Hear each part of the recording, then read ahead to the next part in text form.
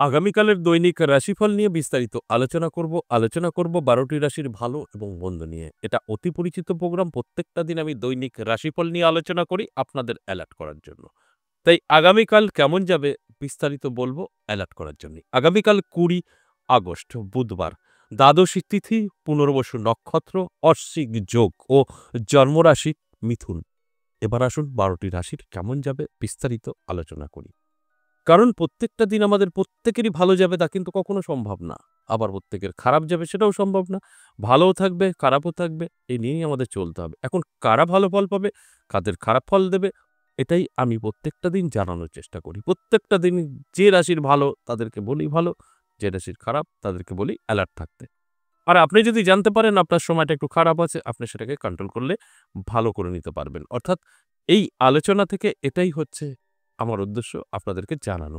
আর আপনারা জেনে সেইভাবে চলার চেষ্টা করলে সেখানে কিন্তু আপনাদের 100% সাকসেস। অর্থাৎ আপনার খারাপ সময় আপনি কাটিয়ে উঠতে পারবেন। আর ভালো সময় অবশ্যই সেটা আপনার জীবনে এপ্লাই করতে পারবেন। তাই আমি প্রত্যেকটা দিন আপনাদের চেষ্টা করি অ্যালার্ট করার জন্য। অবশ্যই আলোচনা থাকবে, আলোচনা করব। তার আগে আমার সাথে কিভাবে যোগাযোগ করবেন সেই বিষয়টা একটু বলে দিই। নমস্কার, জয় মা কামাখ্যা, জয় মা তারা। যারা ভাবছেন ভীষণভাবে সমস্যায় কোথায় যাবেন ঠিক করতে পারছেন না বা বহু জায়গায় ঘুরে ফেড আপ, আপনাদের কাছ থেকে আস্থা উঠে গেছে। মানে এই অ্যাস্ট্রোলজার বা তান্ত্রিক থেকে আপনাদের মনের একটা বিতৃষ্ণা যাকে বলে অসহ্যকর জিনিস হয়ে দাঁড়িয়েছে। মানে আপনারা অনেক ঘুরেছেন, কিছুই করতে পারেননি বা আপনাদের সাকসেস হয়নি। তারপর বলব তারপরেও যদি আপনার সমস্যা থাকে একবার লাস্ট আমার সাথে সাক্ষাৎ করতে পারেন। সব জায়গায় ঘোরার পর। কোথায় পাবেন? ২ টো জায়গায়, তারাপীঠ এবং আমার নিজের মন্দির। যদি সমস্যা থাকে তবে আমি বারবার বলি, সমস্যা নেই এই আশেপাশে যাবেন না। আমার কাছে বলে না, কোথাও যাবেন না।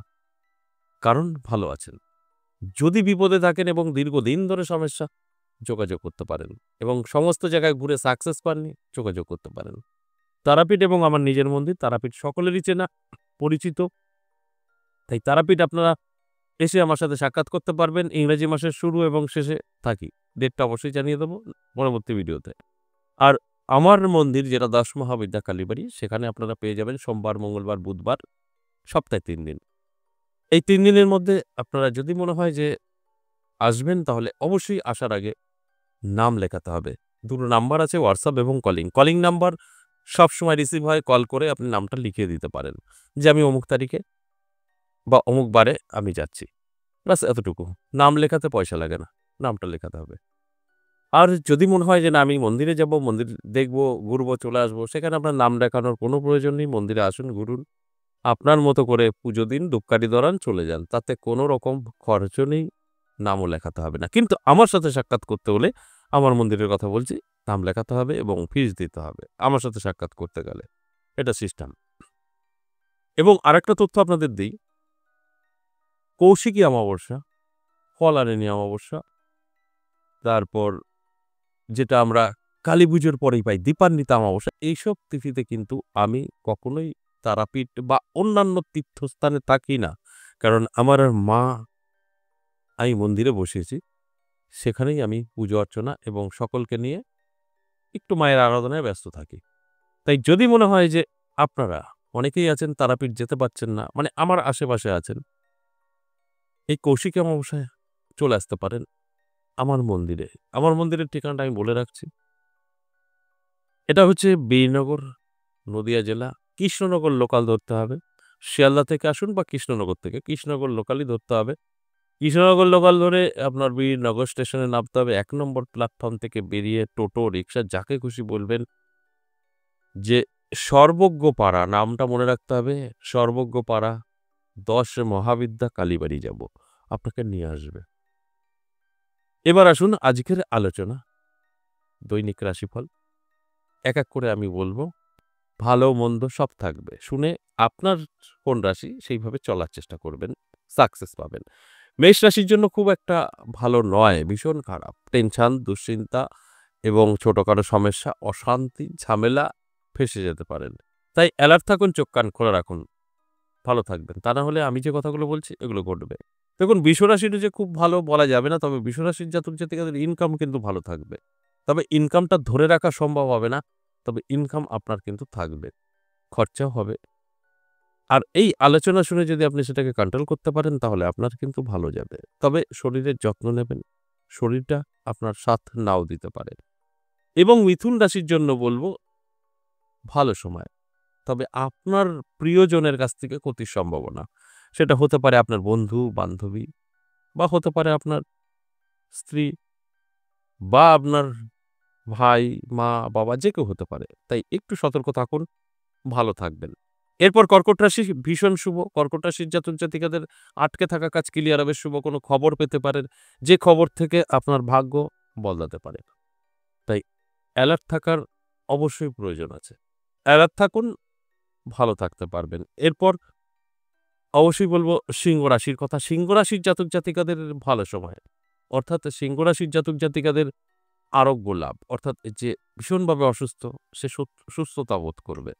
এবং যারা ভীষণভাবে খারাপ পরিস্থিতিতে ছিল, টেনশন, দুশ্চিন্তা, ঋণ, সিংহ রাশির জাতক-জাতিকারা তাদের উদ্দেশ্যে বলছি, সময়টা ভালো। আপনার কিন্তু সমস্ত নেগেটিভিটি কাটবে এবং সুস্থ থাকবেন। এরপর কন্যা রাশি। কন্যা রাশির জাতক-জাতিকাদের কিন্তু হিসাব করে পা ফেলতে হবে। বিপদ আপনার পায়ে, পায়ে। হঠাৎ করে কোনো বিপদে পড়ে যেতে পারেন। তাই অ্যালার্ট থাকুন। অ্যালার্ট করার জন্যই আমার এই আলোচনা। তুলা রাশি কিন্তু যথেষ্ট শুভ। তুলা রাশির প্রাপ্তিযোগ তৈরি হয়েছে, নানাভাবে প্রাপ্তি করতে পারে। তাই তুলা রাশির জাতক-জাতিকাদের বলব চোখ কান খোলা রাখুন, অ্যালার্ট থাকুন। নানাভাবে আপনার কিন্তু ভাগ্য চমকাতে পারে। এরপর বৃশ্চিক রাশি শুভ।